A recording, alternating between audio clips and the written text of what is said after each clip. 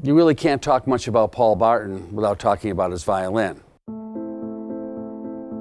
He had been a concert violinist in the Youth Canadian Orchestra for many, many years, and so really knew what real sound was. He suddenly realized that his violin did not sound quite as good on the stereo, and it really sort of started his quest on making hi-fi better. Paul always had a very focused concept on what a speaker should sound like. He was really honed in on trying to get the most natural sound he could possibly get from a loudspeaker. Where Paul really took off was when he worked with Floyd Toole at the NRC, and they really took a scientific approach to what makes a loudspeaker sound most natural to people. I've spent more time in this anechoic chamber than any single person. I've been coming here since 1974. Where I was introduced to Dr. Floyd Toole, who basically was very interested in the science side of things, and I was very interested in the product development side of things. Very quickly became good friends and allies in trying to improve the art of loudspeakers, which we believe now has become more of a science. I've developed loudspeakers here for so many years that the process and the intuition which I've gained makes it very comfortable for me to design loudspeakers here. The Imagine T3 is the newest PSB loudspeaker, and it is our top speaker in the Imagine range. It replaces the Synchrony, which was a very, very popular speaker for PSB over the years, but it's brought in some new technology, especially in driver design and cabinet construction. And one of the biggest weaknesses of sound reproduction in any music system is the ability for it to produce dynamic range, which is real world. And if anyone were to ask me, what would you do with any loudspeaker to make an improvement? Well, number one is I would try and increase the sensitivity, which I've been able to do over the Synchrony 1. The second thing that I would want to improve in a loudspeaker, that would be to increase its bandwidth. And this speaker does go down deeper than the Synchrony 1.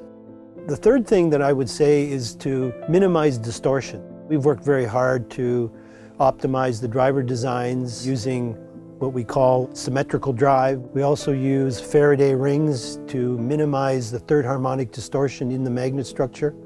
All of these components help to improve distortion and linearity in the drivers themselves. This is definitely our best effort, the T3. The configuration is somewhat unique to PSB, not done by many other companies, if any, and that is what we call a 5-way transitional design.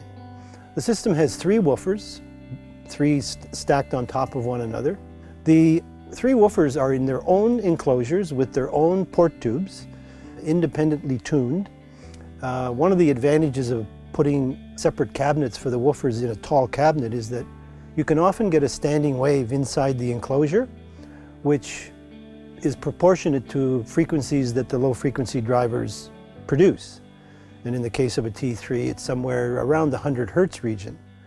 If the cabinet is subdivided internally, you actually increase the frequency that occurs at so that it's out of band to the frequencies that the driver is actually producing. So in essence, we've eliminated the problems with standing waves that occur in all tower loudspeakers.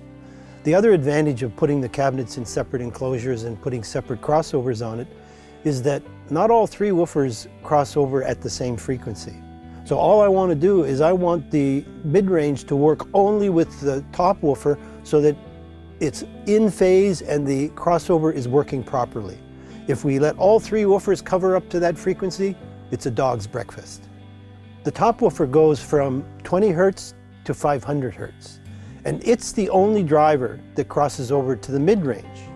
And then the mid-ranges cross over to the tweeter. The tweeter crosses over just over 2K from the mid-range driver with a 4th order linguist rally where the drivers are not coincidentally spaced. In other words, they're not in the same acoustic point. You actually need to put the tweeter below the driver it crosses over from, simply because the lobe, where they are in phase, tends to tilt in the direction of the mid-range driver when the tweeter is below it. So what I'm saying here is that the T3, where the tweeter is below the mid-range, the speaker sounds and measures the same from the seated to the standing position, because the in-phase lobe between the tweeter and the mid-range driver are in phase because the lobe is slightly tilting up. When someone buys an Imagine T3, they're getting a loudspeaker that is at the very highest levels of performance. Little do they realize what they've really purchased. What they've got in front of them is a culmination of Paul Barton's 40 years of scientific research, listening, testing, manufacturing prowess right in front of them.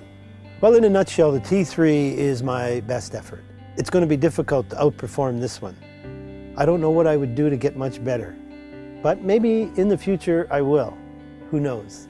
But this is my pride and joy.